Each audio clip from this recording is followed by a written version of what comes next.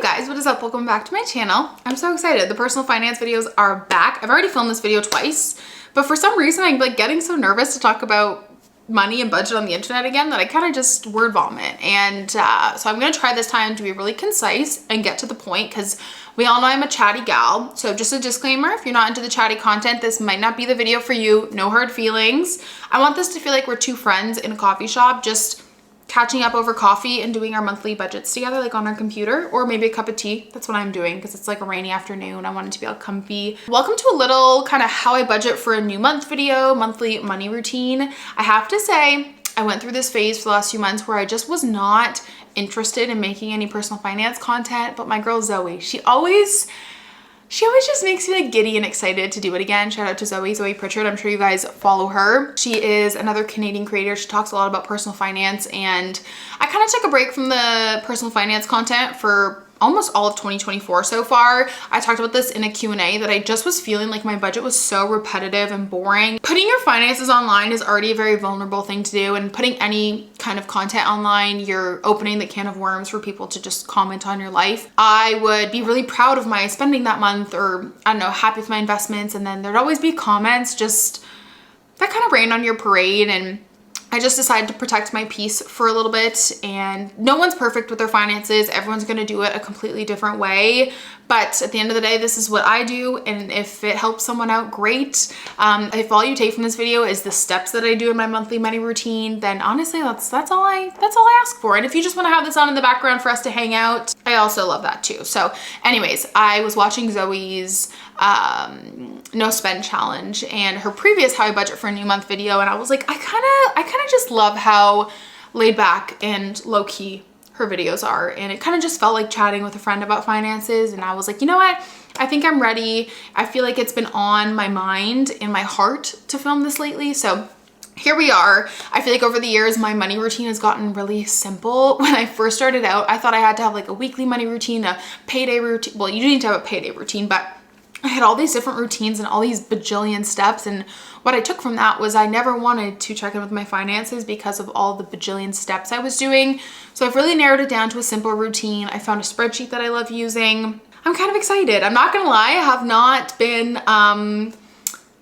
the best tracker this month. Like, I don't want anyone to see this and be like, oh wow, she's personal finance content, she really has her shit together, because I did not track anything this month. I was not looking at my credit cards. I feel like I, at this point in my personal finance journey, have a pretty good idea of my spending. Like, I could just not check my credit card for like a week or two and kind of roughly know, but I hadn't inputted any of my expenses.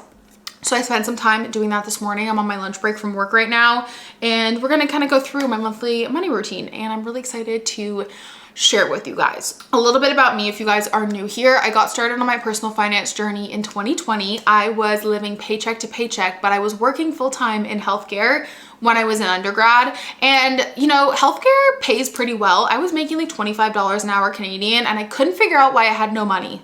Like, I just couldn't figure out where it was going. I could only put like $5 of gas in my car at a time. Credit cards were always maxed out, and in May of 2020, my now fiance asked me to move in with him, and I was like, wow, like, you really have your shit together with your finances. How am I gonna move in with somebody if I can't even afford to put gas in my car? So I did a lot of research, I read a ton of books, and I got started on my personal finance journey, paying off credit card debt, consumerism debt, because I had a shopping problem. I have an impulse spending problem, and started going to therapy. Realized a lot of my money issues were linked to like some childhood things and just me as a person and my daddy issues and childhood traumas. And also paid off some student loan debt. We bought our first house, and yeah, here we are almost 4 years later, and documented this whole journey through like different budget with me videos. And it's been really cool to see how it's evolved over the year in my kind of personal finance journey. In terms of where I am today, 2 years ago, I was able to leave my full-time corporate job for a part-time corporate job that actually paid better. So I actually make more in my part-time corporate job than I did my full-time corporate job. Part of that due to the fact that I do get in lieu of, I get 12% in lieu of, because I don't get paid sick days or vacation time. However, going part-time with my corporate job, allowed me to focus more on YouTube and growing that side as well. And I get asked all the time if I'm going to quit my job for social media, and I can say pretty strongly the answer is no. I love both so much, and I love getting to do both, like have a good balance of both. So I was a sole proprietor for the first few years of doing social media, and now I'm an incorporation. And what else do you guys need to know about me? My fiance and I, we split our bills 50-50, so our house bills, mortgage, utilities, all that stuff. However, when it comes down to expenses, we kind of just go back and forth. Some months I pay for more groceries than he does. I'd say the only time we've really split expenses 50-50 is for the house. So for example, we got new countertops recently. They were about $1,500 Canadian, so we like split that down the middle. I think that's about $750, but otherwise we kind of just take turns eating out, all that stuff. So some months I might buy more groceries than him. Some months he might buy more groceries than me. We like to do like grocery runs, like small ones frequently. So but yeah, in terms of my current financial goals, we'll jump into that after. But I am a little bit lost right now with my financial goals. I feel like I do really well having like something specific to save up for. And with having just a lot of home projects now, because we did buy a 100-year-old fixer-upper home, I'm feeling a little bit lost with my financial goals. I think that's also why I just haven't really wanted to film any personal finance content. I feel like I've truthfully just been trekking. Like I'm just cruising. I feel very neutrally about money. I don't feel great about it, but I don't feel bad about it. I just kind of feel like blah. I don't feel like I'm challenging myself, and I'm kind of just trying to figure out what my financial goals are right now that we have bought a house. We did get engaged last year, but we are eloping. So it's not something that we really, like we're not having a big extravagant elopement, so it's not something we need to save up for. We're just gonna kind of like do it on a whim sometime next year. So we're not even really saving up for that. So I'm kind of just a little lost, but we'll jump into that after when I talk about my 2024 financial goals and we do like a little bit of a check-in. But I guess without further ado, we can jump into step one, which is reviewing my April budget. I always start by inputting all of my expenses into the current month that we're in, because I feel like you can't really reflect on that month and then move forward to a next month without looking at the previous month. I inputted all my expenses before work this morning because, like I said, I was bad and I did not do it at all this month. I tried to do it every payday, but I just clearly was not feeling it this month. So here we are. But I did decide to try out a new budget spreadsheet. I don't think this is necessary at all. However, there was a few things in the previous spreadsheet I was using that I was that were not there that I wanted. And I'm also just a very visual person, and I wanted something that could kind of guide me at like a quick glance at where I was with my expenses. And you guys will see with this spreadsheet that it does that, and I love it. Obviously, I still love the previous spreadsheet that I used as well, and I'll have both of them linked down below. I think that one is a really great beginner spreadsheet. I guess without further ado, let's go over my April budget together. And then we'll kind of talk about our feelings about April, and then we will create our May budget together. Welcome. Let's hang out for a bit. All right, you guys, welcome to the new budget. I love it so much. This is kind of what I was talking about when I meant that I wanted something that at a quick glance, I could just see where I was in terms of the month, right? With the so for groceries, like I'm over budget. Okay, noted, like reel it in a little bit. Really love this spreadsheet. Like I said, I love the other one too, but this one is kind of just what I was looking for right now. Here's my monthly summary. So at the end of the month, my balance is about $1,000, which is exactly what I like. That's kind of a comfortable number for me to have in my checkings account. I know some people like to zero it out at the end of the month, but it definitely takes some time to figure out what is a good number for you that you feel comfortable with having at the end of the month. And that's mine. So that's kind of a monthly summary.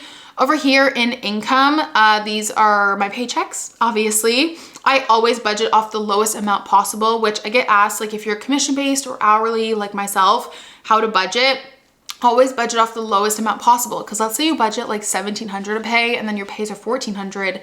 That's $600 you've budgeted for that, like where are you gonna get that? You know what I'm saying? So I always budget off the lowest amount possible. That way I know if I get paid more, great, I have some extra money to throw into my sinking funds or investments.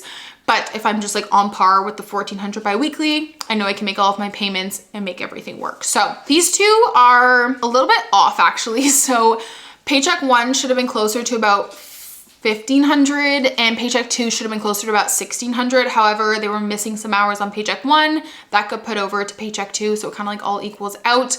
And then in terms of business pay, it really fluctuates. I actually try my hardest to not pay myself from the business, which I feel like a lot of people want to make more income, and I don't want more income on the personal side because it's taxed. So I try to pay myself really minimally from the business. That's just because I am so grateful, and I know that social media is not going anywhere, but I never want to get to a point where I'm like dependent on that income. I can be super intense is not the right word, but I don't have to take a lot of brand deals if I don't want to. I can be really picky because I'm not relying on that income. So all that to say, I try to not pay myself a ton from the business. I do pay myself a bit though, because I did kind of sacrifice the full-time corporate job for the part-time corporate job. So I have to supplement that income a little bit, and this is kind of what I've come up with. I pay myself a range of about $1,000 to $2,000 a month. Yeah, so that's what I paid myself this month. Pretty average month for me, I would say. I feel like the less I pay myself in the business, the better, because obviously business pay, social media pay fluctuates so much. Some months the business can make $8,000 and some months it makes nothing because I haven't got paid from a brand deal. So I try my best to not rely on that income as much as possible. Expenses, I'd say a little bit higher than usual. I really try to keep my expenses around $1,400 a month. That's like a number I'm comfortable with. Groceries were a bit higher. I'm okay with it though, because we actually canceled our HelloFresh this past month. So before, I noticed that I was spending like $400 on groceries and then also like almost $300 on HelloFresh, which is just insane. And don't get me wrong, I love a meal delivery service. I think they're really great. We're gonna do them on the weeks that we get back from vacation, just when we don't have time to go to the grocery store. But we found that the recipes weren't really changing and it was getting a lot more expensive. So we decided to cancel it. But with that, I knew that I'd be spending a bit more on groceries, which is okay because it's still spending less than I was when I was doing groceries and the meal kit. So anyways, I'm okay with that. I would like to see it under 400 next month, maybe 350 even, but I'm totally okay with it knowing that that was our first month that we didn't have meal kits. Eating out, the number used to be 100. However, in the like spring, summer, fall, we tend to eat out about twice a week. And now with doing home projects, we've noticed that we eat out a little bit more. So I've just kind of adjusted that number and I'm totally content with that. Coffee, pretty standard. My mom and I get coffee every Saturday together. We kind of take turns treating each other. So it ends up being more than just like one coffee when I go to see her. I usually get each of us a coffee and a pastry. But that is quality time and I will never, ever take that out of my budget. Miscellaneous shopping. This is like any Amazon purchase, any, I don't know, just random purchase that I buy for myself, whether it's like makeup. I had to get some like shampoo and stuff this month. That was a little higher than usual. Health and wellness. This one really bothers me because it's one of those ones that's not my fault. Oh, this one grinds my gears, but it's fine. It's okay. It's all good. I know that people in the States are gonna be like, that is literally such a like Canadian first world problem, but I realized I was running out of my birth control and I had no refills left and I had 2 weeks left in my pill. I will say, as someone who used to work in the family healthcare space, a week is like an adequate amount of time to get your prescription faxed to your doctor and sent back to the pharmacy. I gave them 2 weeks. I didn't hear anything from my doctor's office at all. So the pharmacy dispensed me an emergency pack, which I had to pay for out of pocket, which was about $30 Canadian. Then my doctor told me that if I didn't want to come into the doctor and just get my prescription renewed, I had to pay $30 for, which I understand the premise behind it, but I'm not going to go and make an appointment and take the spot from someone who needs it just because I need my birth control filled. So I paid the $30, but basically all that is because my prescription did not get filled in time and it still hasn't been filled actually, even though I've paid the fee. So we're not going to jump into it. I know that people in the States are probably like literal Canadian first world problem, but I'm a little salty about it. Appointments, this was a pretty high appointment month, but I only get my hair done about once or twice a year, so that's to be expected. And I should start budgeting for that in like a fun money account or like putting money aside for that, but because it's only once or twice a year, I just kind of budget ahead for it. I got my nails done, which I do most months, I'd say. It's just like a little something I do for me, and because my hands are on camera so much, I just like to have them done. And because I do my own natural nails, it doesn't cost as much now, but yeah, my hair was definitely the star of the show in the budget this month. Pet, I spent $0. I'm pretty sure Matt bought dog food this month. Gas was lower than usual because Matt had my car for most of the month, so I only had to fill up on gas once. Clothing, off the top of my head, I can't think of anything, but it might be in this miscellaneous shopping category, and I think I'm gonna remove the clothing category because I usually just account for it in miscellaneous. I feel like the only time you really need to break down those miscellaneous categories is if you find it's a category you spend a lot on and you really wanna call it out and reflect on that line item. But I don't really buy a lot of clothes, so I don't feel like it's something I need to have a separate line for in my budget. Entertainment, we didn't spend anything on this month. That's just with us renting movies since we don't live close to a movie theater. House and home, I spent a little bit more. That's really okay. And then I have started giving myself a like $100 allowance for thrifting and going to the flea market and stuff. And that works really well for me. I take that out in cash at the beginning of the month just because our local thrift store, I think they only do like debit over $10. And then the flea market, I just find it easier to do cash. So technically I could update this to say I only use 75, but it's gonna roll over into the next month anyways, and then I'm gonna take 100 out again. So that's just because I like to thrift and buy things used like Facebook Marketplace and stuff. So I find it easier to just take out a little bit of cash, and I feel like cash, I'm like very aware of my spending. Less than I had budgeted for, but overall I'd still like to see that number a little bit lower. Mortgage, so I talked about this a few resets ago, but we did decide to bump up our mortgage payment. We were paying for, or sorry, I should just once again clarify that Matt and I split this. We were paying $800 bi-weekly Canadian, and we decided to bump it up since we are at a like 1.8% interest rate for the next year or two before our interest rate renews. So we figured we put some extra money on it while most of it goes towards the principal and not interest. You can only go up 20%. So that brought us up to $956 each a month. Small bills, that's like utilities, water, all that stuff, was $388 this month. It's a little bit unpredictable because water we have every 3 months, and we're still trying to kind of adjust to bills being in a bigger house that's like not in the city in a condo. When we were in our townhouse, we were next to someone, so our heating bill in the winter wasn't super high.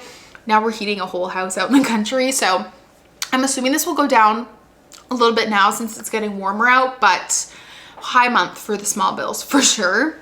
Car payment, car insurance was normal. Gym, I pay for that. We have like a family plan and I just pay for that. Matt and I don't really split it. Once again, it just, it's fine. And then in terms of subscriptions, I need to go through, I can't figure out what credit card I have my Netflix on. I think my Netflix is around $8 a month. I actually just got an email that they were discontinuing my basic plan. So I'll have to look into that. But like Matt pays for Disney Plus. I pay for, I think I also pay for Apple TV. I pay for Crave. I do a lot of them upfront for the year. So Apple TV and Crave, I've paid upfront for the year. Kindle Unlimited, and then my Oura Ring. All right, in terms of savings, this is where it gets like tricky. I'm just kind of struggling right now. We can talk about this after, but I didn't put anything towards like my emergency fund this month. I didn't put anything towards my sinking funds this month. I must have actually. Let me go through and actually see. I definitely did. Definitely 50 towards pet because I do that every month. And then I put $250 into celebration. Okay, yeah, that makes more sense. So I ended up doing 50 in pet. I do 50 a month. The girls are on, which is so nice, a different vaccine schedule. Stella's November, Lila is April. So they're almost like 6 months apart, which is amazing because I can just save up every 6 months. Home, I didn't add to that this month because it's at about $1,000. I'll talk about my sinking funds after. Celebration, my dad's birthday's coming up. We just are getting into birthday season, so I put aside some money for that. And then fun money, I think I still had about $200 in there, so I didn't add to it this month. And then my investments, I need to update that. I try to aim for $500 a month. I did $250 this month each. And so yeah, that was my budget for April. And after I fill out my budget, I always just do a little bit of reflection. That way I can take things that either went well or didn't go well in April and move them into the next month. Like I said, I just feel very neutrally about money right now. And I'm just trying to figure out what my current financial goals are. I feel like I kind of overshot on my financial goals at the beginning of the year because I'm so used to being in a home that didn't need a lot of work. And now that we're in a home that needs work, I kind of have to adjust those financial goals. Let's say I was investing $1,000 a month.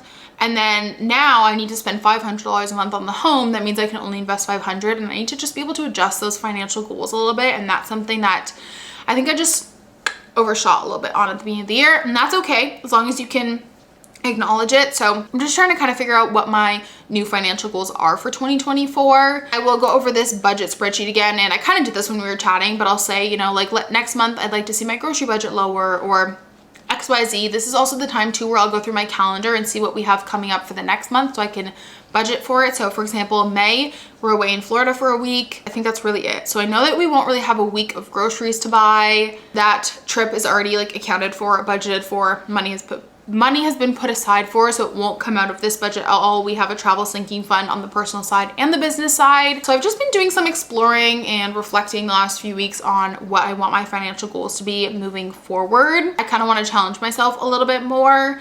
Next thing I do is I always pay off any credit cards that I have. So I pay my credit cards off bi-weekly. I know everyone does it a little bit differently. I pay mine off bi-weekly on payday.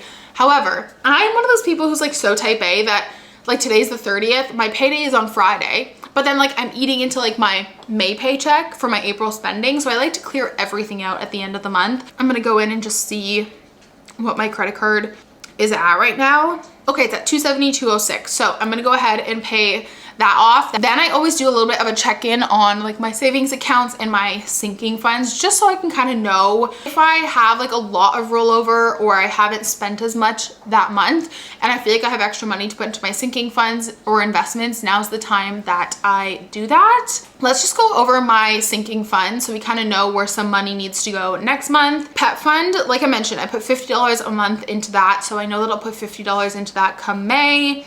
My home sinking fund, that one is kind of just like whatever I have left I'll put into. That currently has about $830 in it right now. Maybe I'd like to get that to about $1,000. But I also know in May we're not going to be doing any big home projects. Maybe I can leave that for now actually. Celebration sinking fund, that has $250 in it right now and it's my dad's birthday. So I know that I'll probably dip into some of that. But then I don't really have any birthdays until Matt's birthday in July. So I think for May we should be good leaving it at that. And then I have fun money and I kind of use that for just like, I guess whatever. I use that, for example, when we cross the border to go get groceries. Like I don't account for that in the grocery budget. It's just like fun groceries that we get. Or if I'm like saving up for like when I bought my Shark FlexStyle on sale, I bought it from there. And I kind of try to always have some money there because, for example, my Shark FlexStyle, I went to the store and it was like 50% off that day. And I was like, oh my gosh, I need to get it today. It was like $130 and I had the money kind of put aside. So I always make sure to go over that and then I'll kind of go through my investments as well. I also need to file my taxes today before I forget. My emergency fund is in the Wealthsimple cash account and I always check and see how much interest it's earned. So it earned $9 in interest this month. And that's something too I'm trying to kind of figure out is where I like to see my emergency fund at. Before we set up my May budget, I guess we could do a quick check-in on like what my financial goals are moving forward for the rest of the year. So like I said, I feel like I kind of just overshot a little bit because I wasn't used to having just like ongoing home projects. I'm gonna add to my emergency fund. I'm not really happy with where it is. It's at about $5,000 right now. And I'm kind of curious you don't have to tell me the amount your emergency fund is, but how many like months of expenses did you decide on? I feel like I've always had a pretty low emergency fund because working in healthcare, I've known that I have a pretty stable job. I think with just like life, I'd like to beef up my emergency fund. That would kind of be the goal. So I was originally investing $500 into my RRSP every month and $500 into my TFSA. And I think just for my own like comfort, I'm going to do 500 total investments. So 250 into each and then 500 into my emergency fund every month until I get that fully funded. I think that will work really great. And then if I have any bonuses or back pay, like for example, I just got a raise, I'll get back pay for a year. That'll be maybe a couple thousand. We don't really get bonuses in healthcare. I can put that into my investments as well. But I think that's my new plan going forward. And then if we have any big home projects, which we aren't doing anything really big this year, we just kind of put money aside for that every month. You know, some months if I don't contribute to my emergency fund and I have to mainly put that money towards home projects, that's totally okay. I have to just learn to roll with the punches. I am someone who like once I set a budget, once I set my calendar, it can't change. And that's kind of where I think I struggle the most. Let's kind of set up this new budget for May and see how we feel about it. Like I mentioned, I'm not super strict on these budgeted categories. I just like to use them as a little bit of a guide in terms of like how much I anticipate spending that month. So once again, I always budget on the low end. So let's budget $1,400 for my first pay of the month. Sometimes I find it takes a second to really, there we go, kick in. And then, oh, it's a 3 paycheck month. Oh, nice. Okay. Then paycheck number 2 should be roughly around the same. My third one will be a little bit lower. We'll be on vacation that week. So then I'll anticipate this one being $1,300. That means an extra mortgage payment too, because we pay bi-weekly. So that's great. And if you guys are new to the budget videos, I always make my first draft, I call it, of my budget off my corporate pay, and then I see what's missing. So for example, if I budget everything and then the monthly balance is at like negative $1,100, I know that I have to kind of pay myself $1,100 to be on par with actually, you know, doing the thing. So groceries. Okay, so I know that I spent $480 in April and I'd like to see that down to about because Matt and I each get groceries, like there's no way that we each need to be spending $400 in groceries. That's ridiculous. $350. We're pretty good at using things we have in the freezer, and then that also accounts for the 1 week that we're gonna do chef's plate. So I will say, like I mentioned earlier, if there's categories where you feel like you need to improve on, that's where you can set those kind of concrete budget numbers. So I'm gonna say $350. I've been pretty good at sticking to the budget and using things in the freezer and getting resourceful, so I think we can do it. Eating out, I'll put $150. Coffee, we'll do $50. Miscellaneous shopping, I'm gonna try so hard to not do any impulsive shopping before a trip. I don't really ever do any impulsive clothing shopping, but I'm like that person who's like on Amazon frantically ordering the day before a trip because I need like a new charger or Lysol wipes, or okay, those are important, but you know what I mean? Those like last minute Amazon purchases that you just like don't need. Like you don't need another makeup bag, just use the one that you have. So I'm gonna try really, really hard not to. We do typically use Disney gift cards for our souvenirs, so we don't have to worry about budgeting for that in my budget either. So let's just say $150. I feel like that's a good number. Health and wellness, I don't anticipate anything coming up, so I'll put 0. Appointments, I will have a nail appointment before we go on our trip. I get my nails done once a month, so I'll put, I think it's 55. I'll put 60 just to be on the safe side. Pet, I will put 100. I think Stella is running out of food. They kind of are on different food schedules, which is nice. We kind of buy a bag of food every other month, and Matt and I trade off. He bought Lila's food last month. I'll buy Stella's this month. Car and gas. Gas just went up a lot. I'm gonna say 150. Clothing, I really just don't need anything, so I'm gonna put 0. Entertainment, I'll put 50. I'm just gonna actually delete that because I don't like when the green shows. House and home, we have the sinking fund, so I shouldn't spend anything out of pocket on that. And then thrifting, I'll put 100. It's like garage sale season, all that kind of stuff. With these budgeted numbers, it brings us to about $1,160. Now, overall, I can say I'm comfortable being at around $1,400. However, I'd really, really like to, if possible, try to stick to this as much as possible. I really want to try my hardest to have a bit more of a low spend month, especially because we'll be on vacation. So I think I can do it. Mortgage, which I don't remember what my mortgage was. It's because it's new, $956. Small bills, it is warmer out. However, we did switch phone companies, and this will be my last bill on the personal payment side, and then it goes over to the business. So I am gonna say $350 for the small bills, just to be on the safe side. My car insurance is going up, which is so silly because my car accident that I had 5 years ago finally came off my record, but there's been like a car insurance like inflation. I don't know if it's the same in the States, but in Canada there is. So even though my accident came off my file, my insurance is still going up, which is really annoying. Car payment, $314.